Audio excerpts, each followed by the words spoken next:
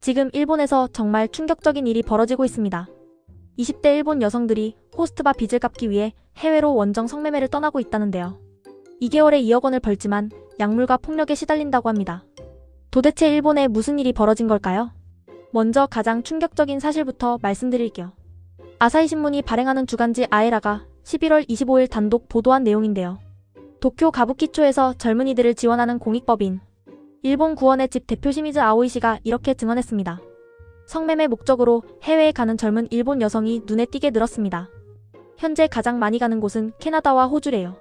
예전에는 하와이나 미국 본토가 주요 타겟이었는데 공항 세관 단속이 엄격해지면서 노선을 바꿨다고 합니다. 나이는 20살, 21살이 가장 많고요.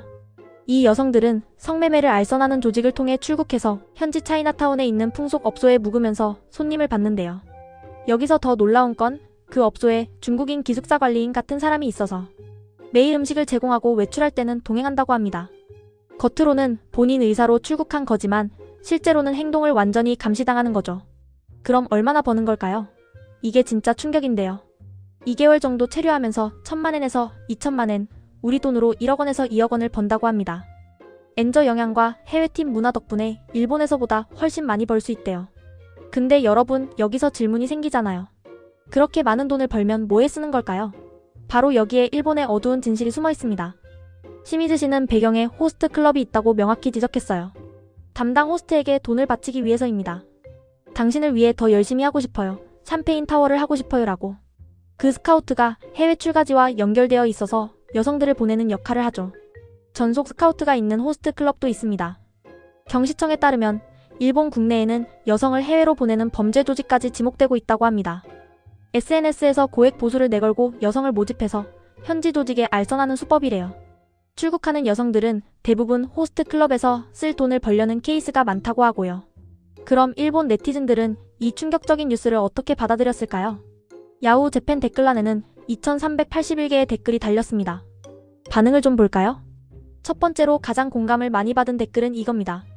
20대 여자아이를 몇 명 고용하고 있는데 놀랄 정도로 상식이 없습니다. 시프트는 꼭 지켜야 하나요? 인플루엔자 예방. 접종은 애들이 맞는 거 아닌가요? 사회보험은 그만둘 수 있나요? 보험은 필요 없는데요 라고 묻습니다. 2개월에 한 번은 몸이 안 좋아서 병원 가고 코로나 검사 받고요. 그런데 쇼폼 영상에서 본 이상한 지식은 있어요. 노동기준법에서는 이라고 하면서요. 근본적으로 유치하고 지식이나 상식이 빠져 있습니다. 교육의 패배입니다. 코로나 때 비정상적 경험이 일상화됐고 문제가 너무 큽니다. 두 번째로 많은 공감을 받은 댓글도 보죠. 아무리 단속을 해도 본인에게 올바른 교육이 이루어지지 않으면 행동이 바뀌지 않습니다. 먼저 부모의 책임, 가정환경에 혜택받지 못한 아이도 많아 보입니다. 이런 환경에서 자라면 편한 쪽으로 가고 사람에게 의존하게 되죠. 한편으로 허영심 같은 것도 강해서 그것을 위해 자신을 소중히 여기지 못하고 지금 무엇을 해야 할지 생각할 수 없습니다. 신뢰할 수 있는 사람을 만날 수 있을지, 그리고 본인의 의식이 바뀔 수 있을지 상당히 어렵다고 생각합니다. 그렇게 인생의 가장 좋은 시기를 전혀 쓸데없는 일에 빠져서 정말 아까운 일입니다. 세 번째 반응은 더 냉정합니다. 만약 2개월에 2,000만엔을 벌 수 있다면 더 유익한 일에 쓰면 좋을 텐데 그렇게 위험한 생각을 하면서 번 돈을 바쳐봤자 그저 편리한 존재 중 한 명으로밖에 인식되지 않는데 무엇이 기쁜 건지 신기합니다. 상대 남자도 말하자면 그냥 일반인이고 앞으로 사회를 위한 공적을 남길 것도 아니고 그런 사람에게 돈을 써봤자 아무 투자도 되지 않습니다. 먼저 현실을 보고 정신을 차려야 한다고 생각합니다. 여기서 첫 번째 반전 포인트가 나옵니다. 여러분, 타이의 12살 소녀와 다른 점이 뭘까요? 한 네티즌이 정확히 짚었습니다. 그녀들이 얼마 전 타이 소녀와 다른 점은 선택할 수 있다는 거예요. 타이 소녀는 엄마를 선택할 수 없고 엄마를 따라갈 수밖에 없었습니다. 그런데 그녀들은 다릅니다. 호스트 클럽에 가는 건 본인 의사고 언제든지 그만둘 수 있어요. 전화도 라인도 블록하면 언제든지 관계를 끊을 수 있습니다. 제발 스스로 생각해주세요. 자신이 어떤 삶을 살아야 할지, 어떤 선택이 어떤 결과로 이어질지는 완전하지 않아도 예상할 수 있어요. 누군가의 도움보다 어른은 스스로 생각하는 게 가장 중요합니다. 그런데 5채널 반응은 좀 더 거칠었습니다. 사회의 쓰레기다. 자업자득, 호스트에 빠진 여자가 피해자 취급받는 풍조에 전혀 동의할 수 없다. 성인이 스스로 놀다가 빚을 진 거면 그건 본인이 갚아야 하는 게 너무나 당연한 상식 아닌가라는 댓글들이 쏟아졌습니다. 한 네티즌은 구체적으로 돈을 벌기 위해서라면 뭐든 한다. 돈을 벌게 하기 위해서라면 뭐든 시킨다. 버블 시대는 돈 있는 사람에게 돈을 쓰게 했지만 지금은 돈 없는 사람에게 돈을 쓰게 해서 이용하는 시대다. 이건 호스트만이 아니다. 인류은행도 돈 없는 사람에게 높은 이자로 카드론을 조성해서 막대한 이익을 올리고 있다. 과거 사라금이라 불렸던 조직은 줄줄이 대형은행 조직이 됐다. 생활에 곤란한 사람들에게 고금리 버블 시기와 아무것도 달라지지 않은 높은 이율을 지불시키고 초저금리인 지금은 사라금을 대신해 이익을 탐하고 있다. 인류은행의 가죽을 뒤집어 쓴 호스트 클럽 같은 거다라고 날카롭게 지적했습니다. 두 번째 반전 포인트입니다. 올해 여름에 캐나다 토론토 공항 입국 심사를 개인 여행으로 갔던 일본인 할머니가 이렇게 증언했어요. 2단계 입국 심사가 엄청 엄격했습니다. 여행 비용은 누가 부담했는지 일정표를 보여달라는 등 굉장히 위압적인 느낌이었고 캐나다 인상이 나빠졌습니다. 참고로 저는 초로에 가까운 아줌마인데 여권으로 나이도 체크했는데 일단 모든 여성이 의심받는 건가요? 실제로 호주 당국의 잉글룩 작전 정보 공개 청구에 따르면 2022년 11월부터 2024년 8월까지 입국 거부 국적 1위가 압도적으로 일본인이었습니다. 중국인이나 타이인보다도 많았대요. 전부 해외 출가 여성이 아니더라도 일본은 현재 세계에서 원정 성매매의 주요 송출국이 된 거죠. 그런데 5채널 네티즌들은 더 깊이 파고들었습니다. 일본 여자가 2만 명 정도 보였다고 증언한 사람이 있다. 말레이시아 남자가 일본 여성을 싱가포르로 보내서 성매매시킨 혐의로 체포됐다.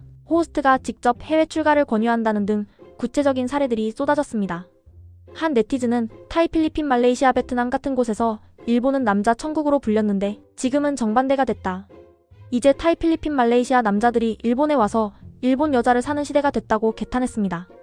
또 다른 네티즌은 30년 전 일본인은 아시아 최빈국에 가서 엔화라고 외치면서 여자를 사는 게 흔했다.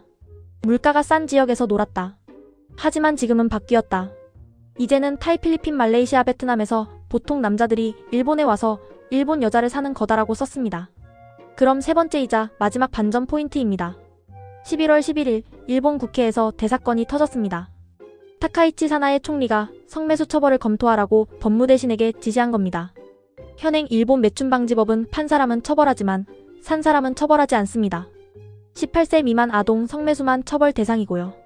타카이치 총리는 성인 간 성매수에 대해서도 처벌을 도입할 가능성을 포함해 법무대신에게 제도 검토를 지시했다고 밝혔어요.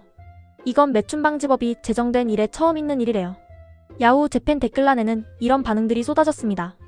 매매춘에 관련된 규제를 강화해서 사는 사람도 파는 사람도 알선한 사람도 모두에게 고위험이 되면 외상으로 파는 사람도 미수금 위험이 높아져서 여러 의미로 좋지 않을까요? 구매자에 대해서만이 아니라 판매자와 팔도록 부추긴 사람에 대해서도 대폭 단속 강화와 처벌 강화가 필요하다고 생각합니다.